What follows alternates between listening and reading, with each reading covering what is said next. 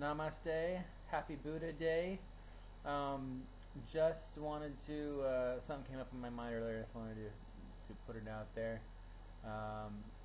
Just want to tell my story a little bit.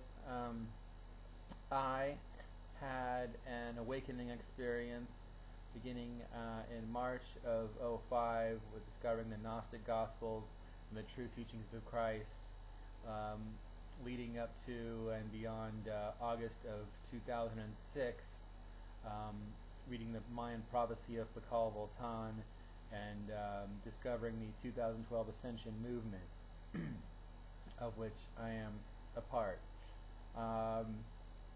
But the thing that I just thought of that I wanted to share was that one of the major key moments in this awakening period was in August of '05, learning the truth about 9/11, which is that it was a controlled demolition. The scientific evidence is overwhelming in this case, but most people refuse to see it. A lot of people have seen the History Channel program with a lot of skeptical physicists and architects that try to explain the pancaking and all this stuff. But there are also physicists and architects on the 9/11 truth side that should be given more of a voice, that have not really received any voice on major network television. It was a controlled demolition. I don't need to go into the facts. People are going to make up their own minds no matter how much the evidence is. When I first discovered the truth about 9/11 and saw the evidence plain as day, I saw it for what it was and was able to process that. Of course, I was appalled and immediately wanted to share this information, and I naively thought that everyone else would see the evidence as plainly as I would and be able to let go of their old reality and embrace this new one and do something about it. But that didn't happen. I mean, I envisioned like this information spreading like a ripple of people sharing this information, and then be some kind of thought revolution in this country or something, and that could have happened. It could have, but it didn't. And so we remain trudging along the path of denial in this country. And that's the main thing I wanted to share, was that image of us trudging along in ignorance when the light of the truth is out there. But no one wants to be that first person among their friends or family or coworkers that sees the truth when everyone else believes a lie. No one wants to be the outsider. It's also an ego thing. People don't want to feel duped. They don't want to admit they were wrong. No one wants to admit they got a fast one pulled on us. We have had a fast one pulled on us, ladies and gentlemen. We've been lied to and manipulated since birth. We've been taught this is the greatest country in the world, and that all of our causes have been just. This country is the evil empire. We have committed so much atrocity.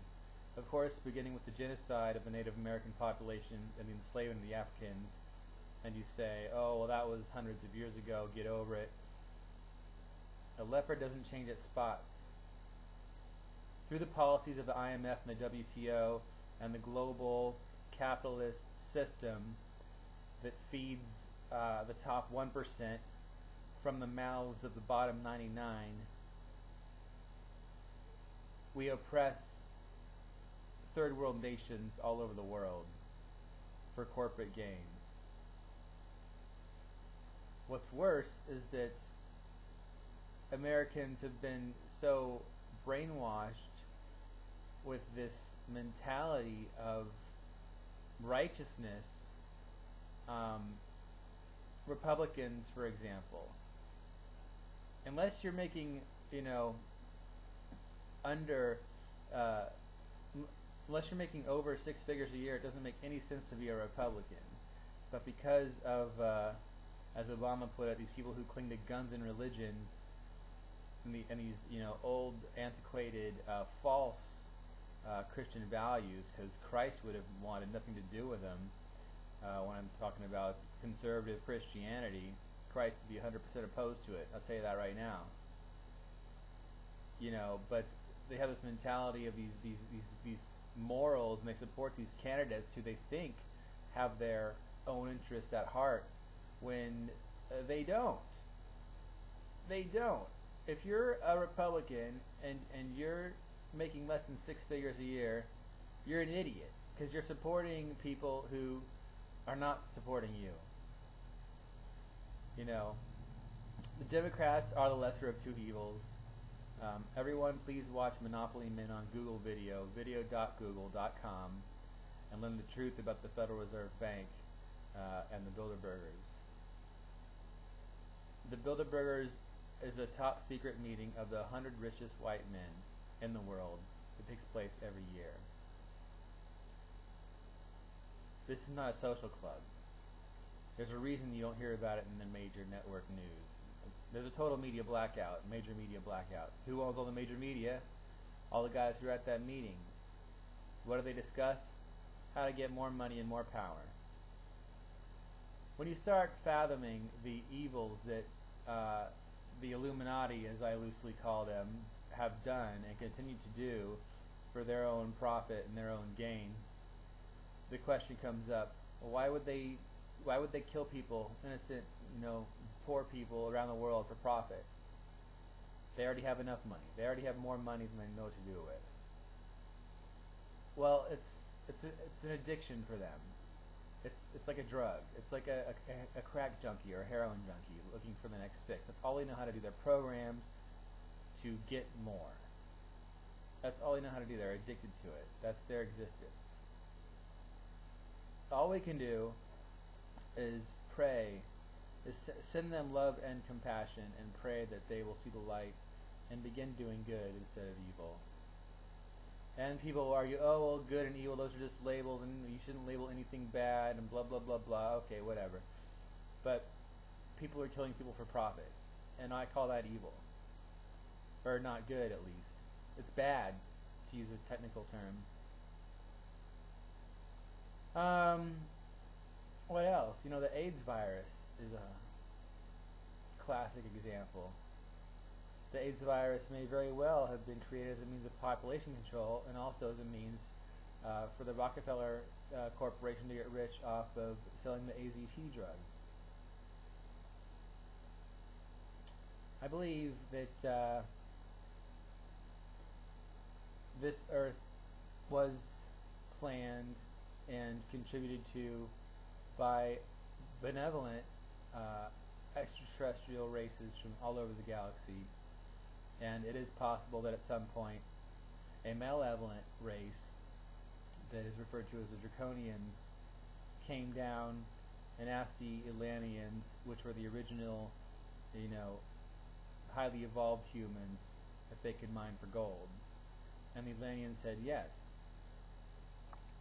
So they did. And they manipulated our DNA and created us as their slave race, to which we remain to this day. And it's within our power to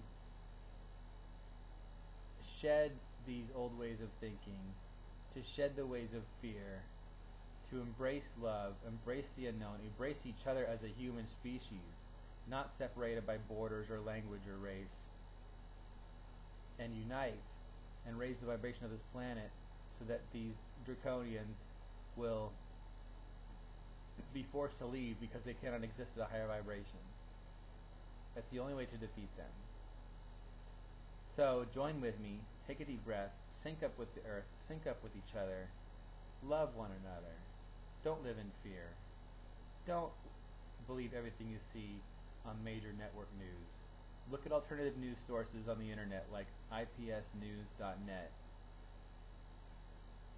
Namaste.